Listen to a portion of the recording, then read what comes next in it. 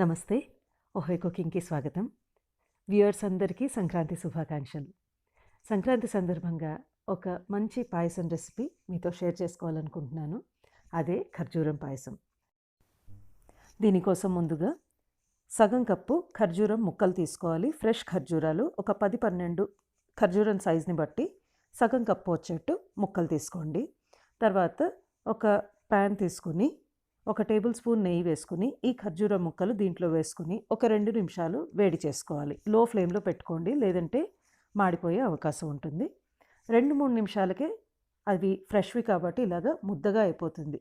తేమ ఉంటుంది కాబట్టి దాంట్లో చాలా ఇలాగా సాఫ్ట్గా అయిపోతుంది. దాన్ని తీసి పక్కన పెట్టుకోండి. తర్వాత ఫ్రెష్ కొబ్బరి తురుము ఒక సగం కప్పు, ఈక్వల్ రేషియో, సగం కప్పు ఫ్రెష్ ఖర్జూరం ముక్కలు, సగం కప్పు ఫ్రెష్ కొబ్బరి తీసుకొని మిక్సర్ జార్లో వేసుకొని సగం కప్పు నీరు పోసుకొని ఇలాగా గ్రైండ్ చేసుకోవాలి. మెత్తగా చేసుకోవాలి. అక్కడక్కడ పలుకులున్నా కూడా పర్లేదు కొబ్బరివి. అది పక్కన పెట్టుకొని ఇప్పుడు అదే ప్యాన్లో 2 కప్పుల పాలు, ఇది కాగపెట్టుకున్న పాలు వేసుకుంటున్నాను. వేసుకుని మనం ఏదైతే కొబ్బరి గ్రైండ్ చేసి పెట్టుకున్నామో ఆ పేస్ట్, ఖర్జూరాలు కొంచెం వేడి చేసుకున్నాం కదా ఆ ముద్ద దీంట్లో వేసుకుని 10 నిమిషాల పాటు లో ఫ్లేమ్లో మరగనీయాలి. అన్ని 3 ఫ్లేవర్స్ మంచిగా క్రీమీ టెక్స్చర్ లాగా తయారవుతుంది అన్నమాట. 10 నిమిషాలు మరిగేసరికి మంచి సువాసన వస్తుంది ఖర్జూరాల వలన.